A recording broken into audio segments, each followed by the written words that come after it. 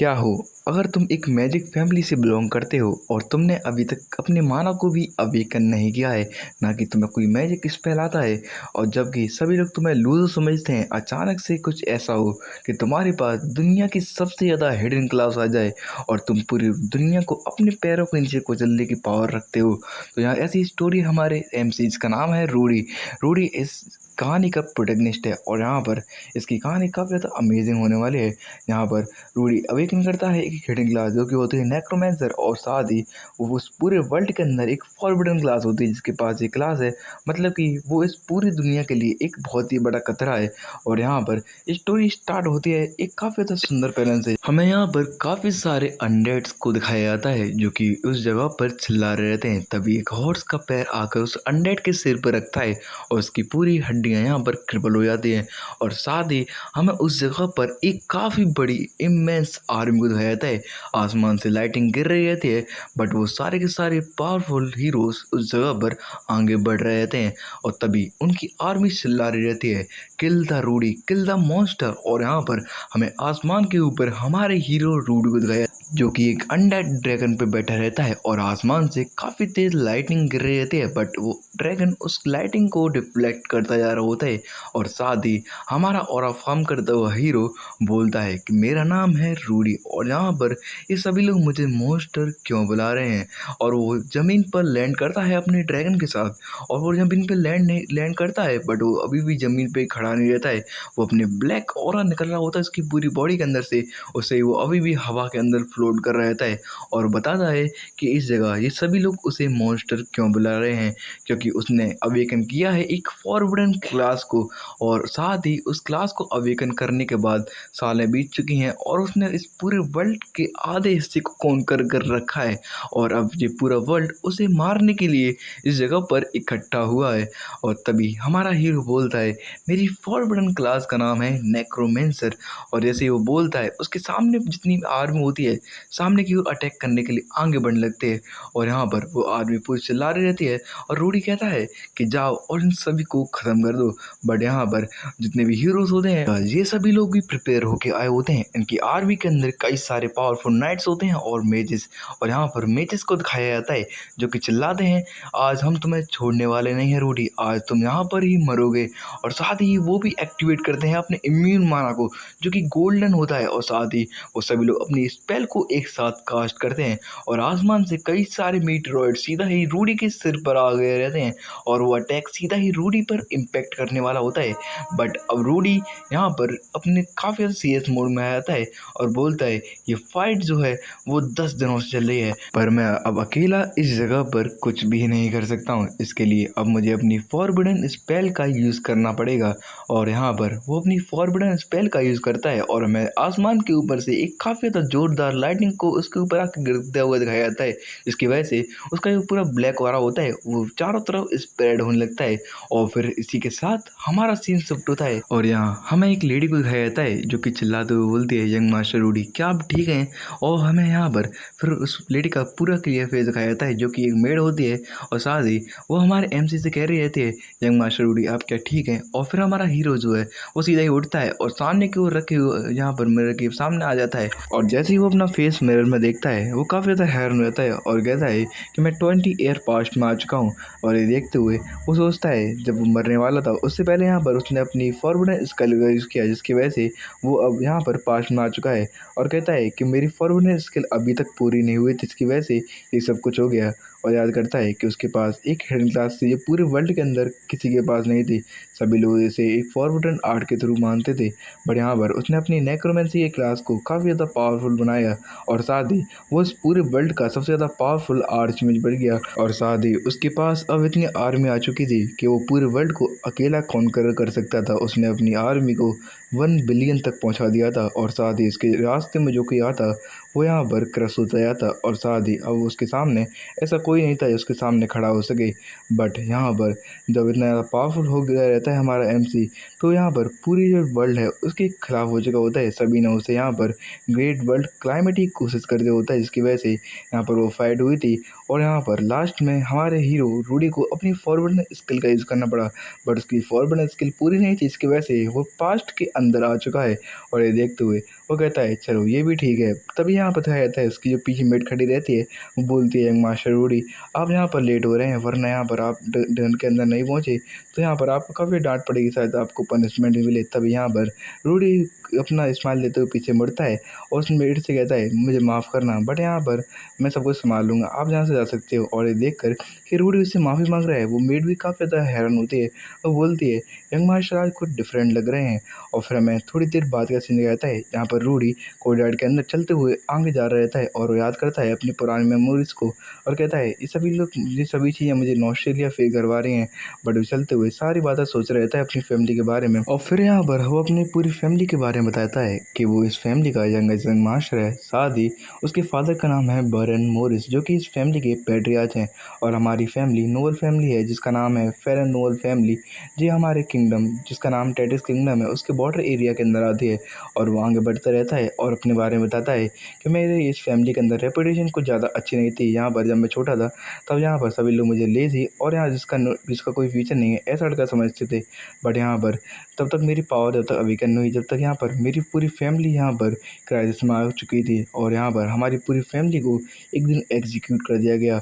तब यहाँ पर मेरे पास कोई भी पावर नहीं थी, इसकी वजह से मैंने अपनी फैमिली के अंदर किसी को भी नहीं बचा पाया। बट अब यहाँ पर ऐसा कुछ नहीं हुआ क्योंकि यहाँ पर मेरे पास अब एक सेकंड चांस आ चुका है जिससे यहाँ पर मैं सब कुछ चेंज कर सकता हूँ।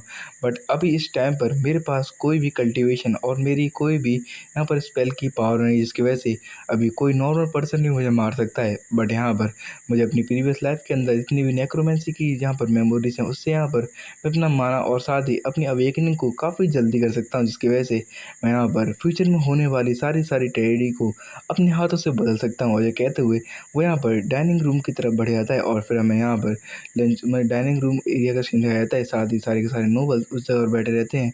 और फिर हमें पेट्रिया को दिखाया जाता है, पेट्रिया यहाँ पर गुस्से में सभी लोगों से कहता है कि रूडी आज भी लेट है। और साथ ही मैंने उसकी काफ़ी सारी शिकायत सुनी है स्टडी को रिलेटेड, वो यहाँ पर पढ़ता भी नहीं है।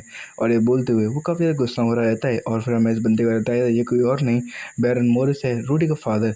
और साथ ही तभी रूडी चलते हुए आता है और अपने फादर से अपॉलॉजी करते हुए बोलता है फादर सॉरी, मैं यहाँ पर अब से कभी भी यहाँ पर क्लासेस को मिस नहीं करूँगा और मैं आपको गारंटी देता हूँ अब आपसे आपको यहाँ पर मेरी कोई भी शिकायत नहीं मिलेगी। और ये बोलते हुए वो अपने फादर की तरफ देखता है और कहता है मेरे फादर प्रीवियस लाइफ के अंदर काफ़ी ज़्यादा स्ट्रिक्ट थे और वो यहाँ पर काफ़ी ज़्यादा डिसिप्लिन मैनर में सभी लोगों को रखना चाहते थे।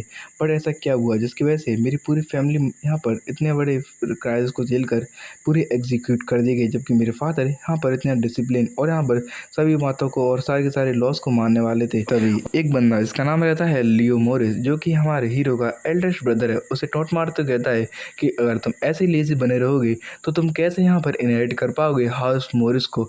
और ये बोलते हुए उसे टॉन्ट मारता है। तभी इसकी सिस्टर उसे डिफेंड करते हुए बोलती है कि रूडी यहाँ पर काफ़ी अच्छा कर रहा है, रात में मैं उसे काफ़ी ज़्यादा लेसन दे रही थी जिसकी वजह से आज वो डिनर के अंदर लेट आया है। और उसे यहाँ पर प्रोटेक्ट करने के लिए ये सारी बातें कह रही रहती है कि इसे यहाँ पर डांटना पड़ जाए। और फिर हमें इसके बारे में बताया जाता है इसका नाम होता है सिर्फ मोरिस। और वो यहाँ पर अपने पास से खाना सर्व करते हुए यहाँ पर रूडी को देती है और कहती है कि यहाँ पर सभी लोगों के लिए इसको जेंटल रहना चाहिए। तभी वो जैसे अपनी सिस्टर का फेस देखता है तभी उसे उसकी काफ़ी सारी मेमोरीज याद आती हैं।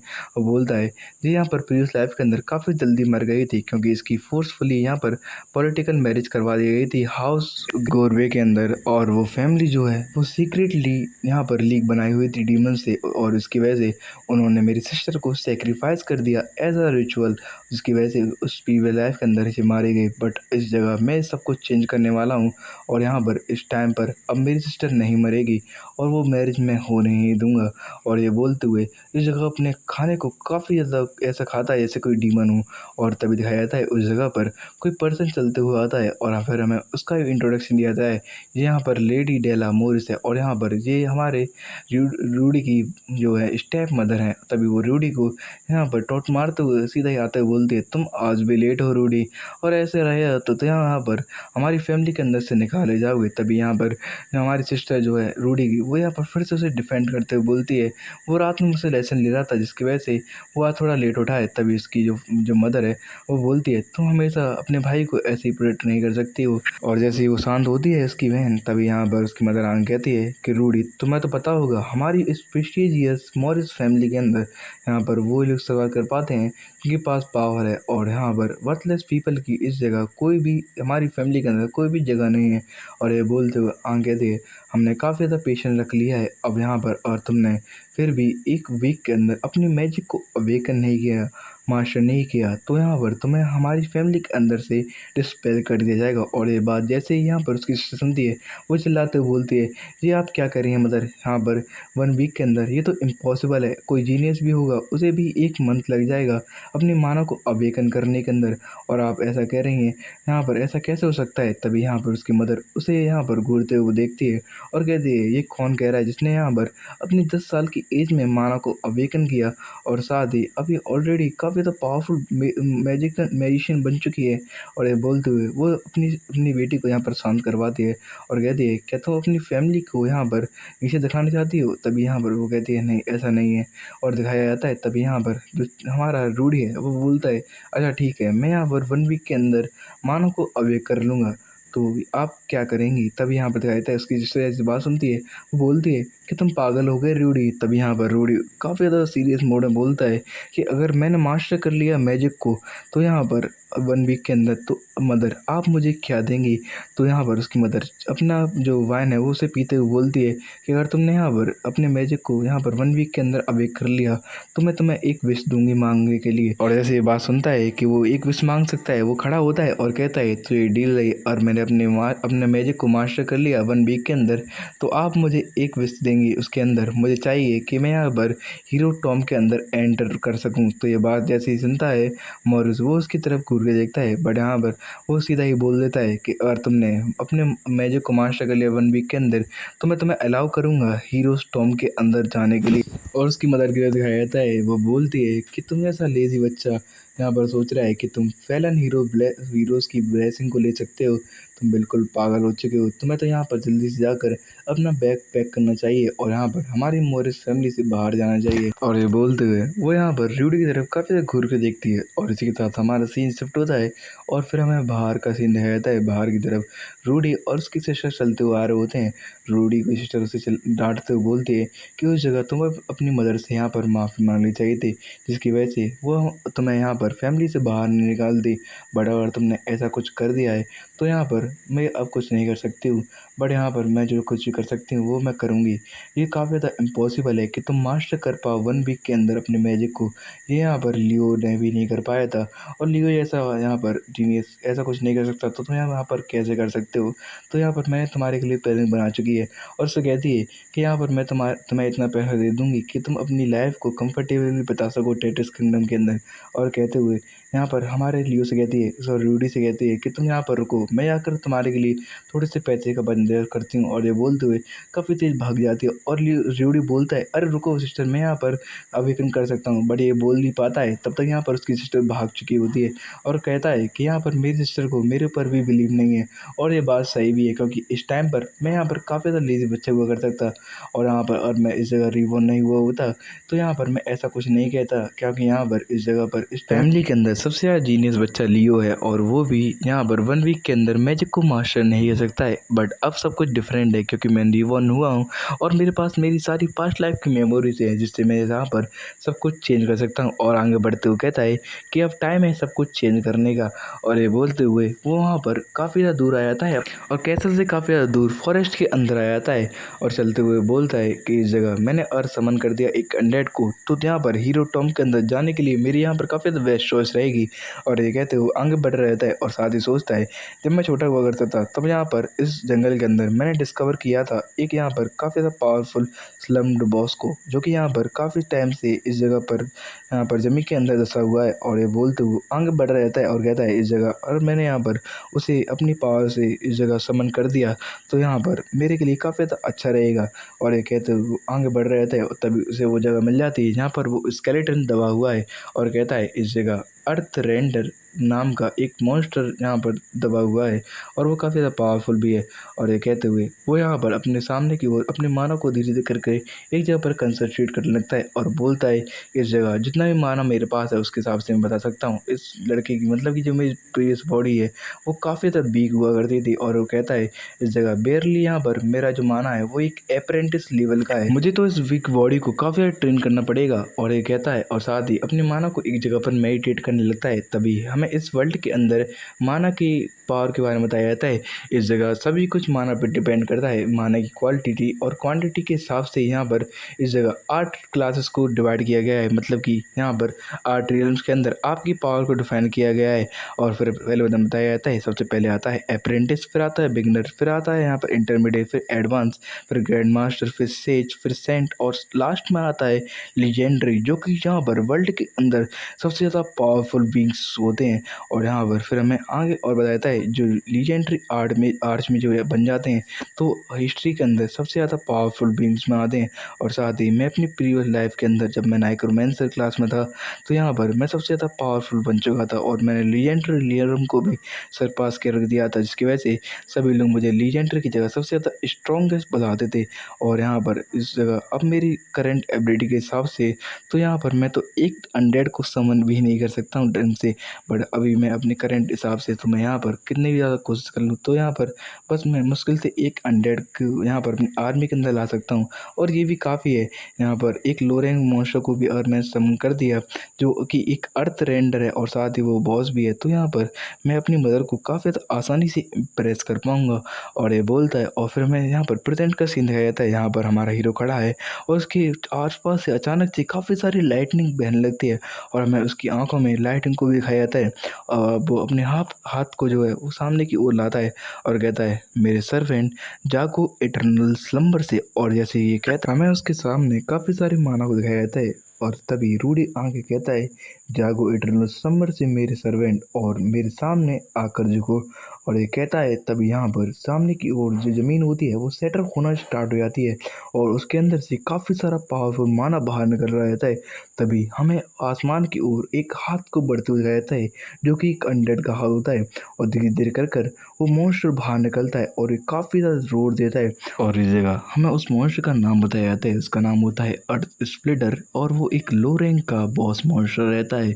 और वो चलते हुए सीधा ही रूडी के सामने आता है और उसके सामने वो हो जाता है और कहता है, माय लॉर्ड क्या ऑर्डर्स हैं। और यहाँ पर रूडी उसे देखकर काफ़ी ज़्यादा इम्प्रेस होता है और कहता है कि अब यहाँ पर कोई भी ऐसा नहीं है जो कोई मुझे मेरी फैमिली से बाहर निकाल सकते।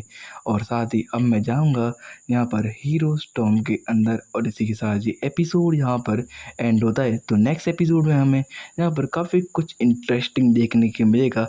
अब आगे जर्नी में क्या होगा और यहाँ पर रूडी कैसे पता लगाएगा कि उसकी पूरी फैमिली क्यों एग्जीक्यूट कर दी गई और साथ ही उसकी सिस्टर को वो कैसे बचा पाएगा और वो यहाँ पर पूरा फ्यूचर कैसे चेंज करेगा। और यहाँ पर ये सारी की सारी स्टोरी अगर आपको देखनी है तो जल्दी से मेरे चैनल को सब्सक्राइब कर दें और वीडियो अच्छी लगे तो वीडियो को लाइक कर दें।